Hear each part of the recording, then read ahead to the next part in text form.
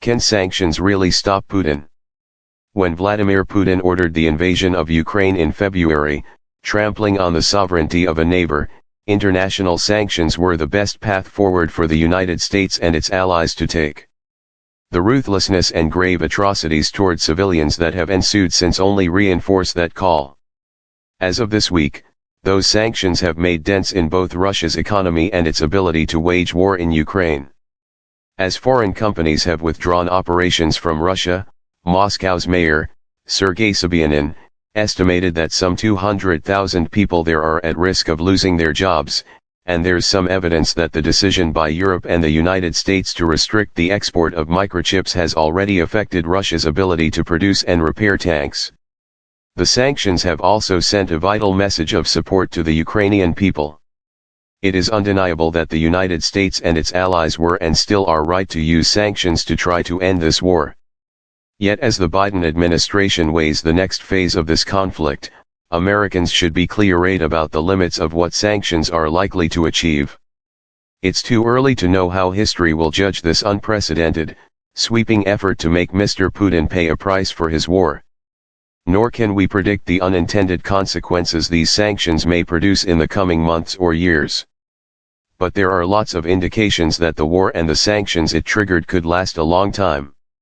As it is wise to have definite goals and an exit strategy when a country enters a military conflict, the same is true for waging economic warfare.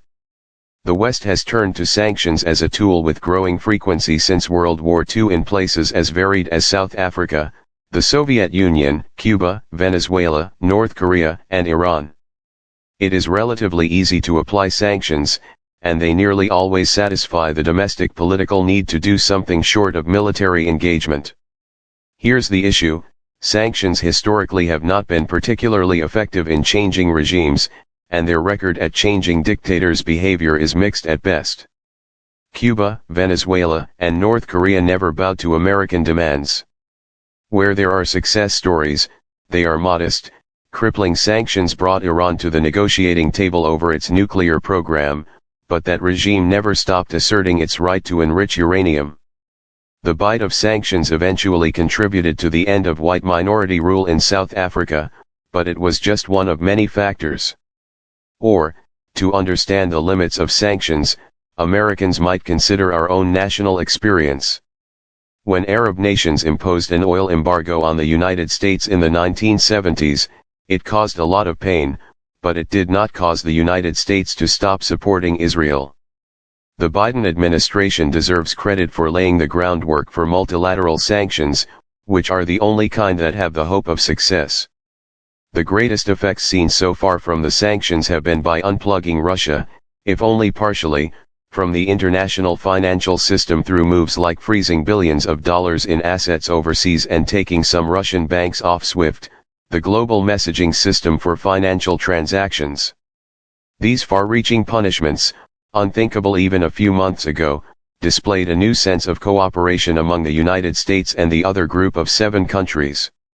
Even Mr. Putin acknowledged that they have achieved certain results. But focusing on helping Ukraine financially and with military equipment might prove more productive than thinking up new sanctions on Russia. The Biden administration appears to recognize this, at least in part, with its latest $800 million in military aid and $500 million in emergency funding announced on Thursday. Sanctions alone, at least any sanctions that European countries would be willing to now consider, will not bring Russia to its knees anytime soon.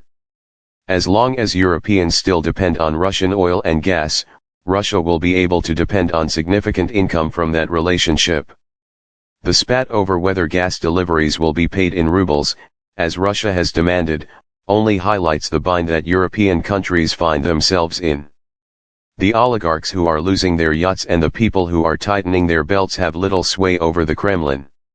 In Russia, with average citizens, Mr. Putin has grist for a loud "I told you so" about the West's purported longing to bring down Russia. Will the sanctions imposed by the Group of 7 nations truly isolate Russia? No, a number of countries, including Mexico, Saudi Arabia, South Africa and, most significantly, China, remain on friendly terms with Russia.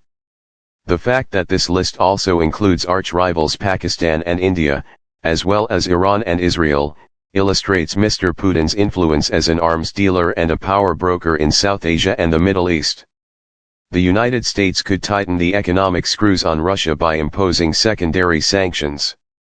U.S. officials already appear to be threatening as much in meetings and calls with officials in India and China. Secondary sanctions are a powerful tool to compel other countries to get in line with American policy. But the potential benefits need to be weighed against the risks and costs. The extraterritorial application of American laws can also incite deep resentment, even from European allies at times. Secondary sanctions should be used sparingly, and only after consultation with partners. Sanctions can have other unintended consequences as well. They can actually end up strengthening a dictator's grip on power by tightening state control over the economy. Private businesses can have a hard time weathering the storm of sanctions, but authoritarian regimes and their state-owned enterprises often find ways to circumvent them. Sanctions also provide dictators with a credible external enemy to blame for the misery of their people. Instead of pushing people to rise up against their rulers, sanctions often inspire a rally around the flag effect.